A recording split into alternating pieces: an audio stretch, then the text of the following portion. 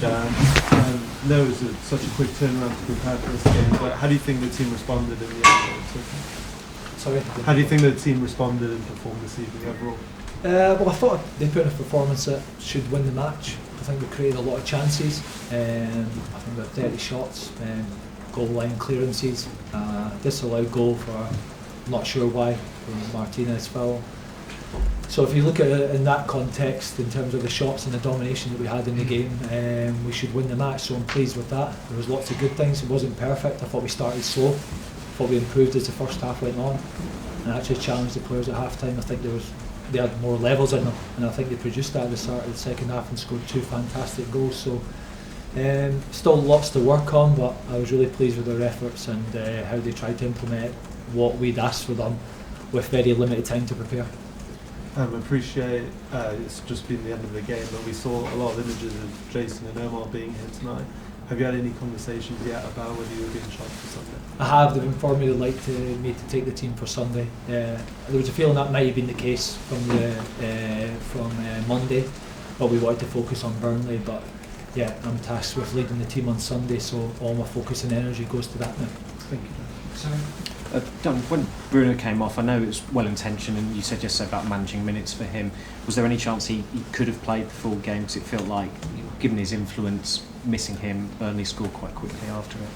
Look, it was planned before the game, and we discussed it. 45 minutes was mentioned, 60 minutes, and I think we had agreed that 60 was probably a push. I didn't want to take Bruno Fernandes off in that game, but that was a plan from the club, from the medical, from the coaches, and Bruno had an injury that we have to respect, and it's a long season as well, so it's disappointing, but that was a plan before the game, and we knew that was going to happen.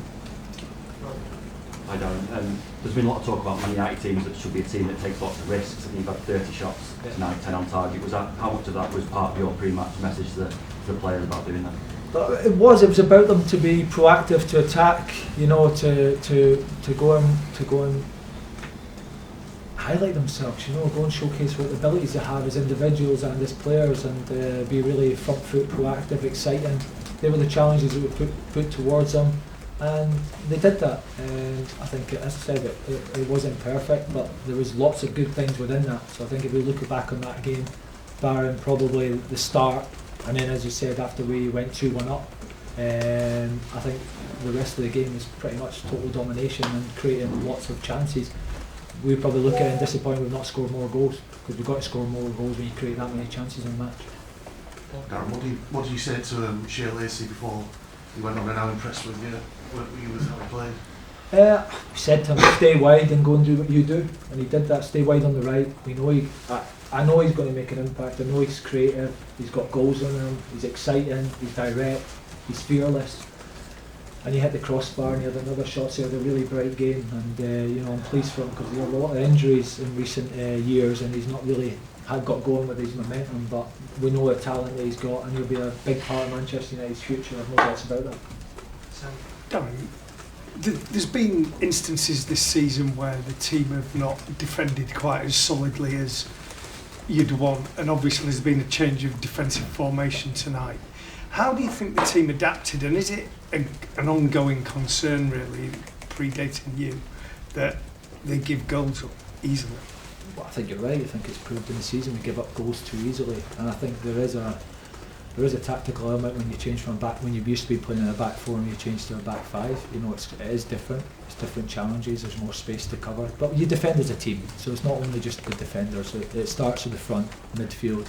It's the whole team that defends. We attack as a full team, and we defend as a full team, so you can't just label the criticism at the defenders, so to speak, but as a team we need to improve in defending and not concede as many goals. But I think the XG tonight was 0.2, so it wasn't that much for them to actually score 2 goals, so that's one way of looking at it, but ultimately they have, and we've only got a point.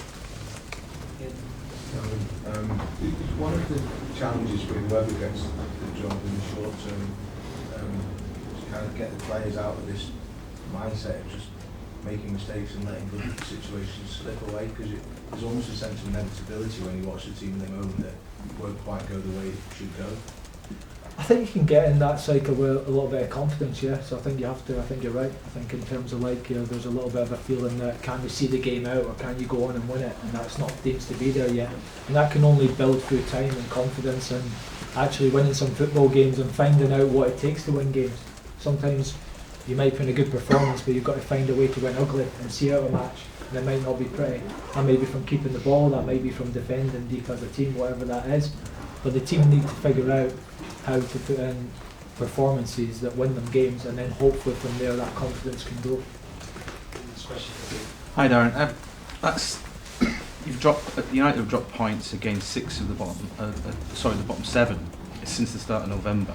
What is it about the mindset that in 6 of those games United have gone in front? So what is it about the mindset that the club can't get over the line against teams down the bottom?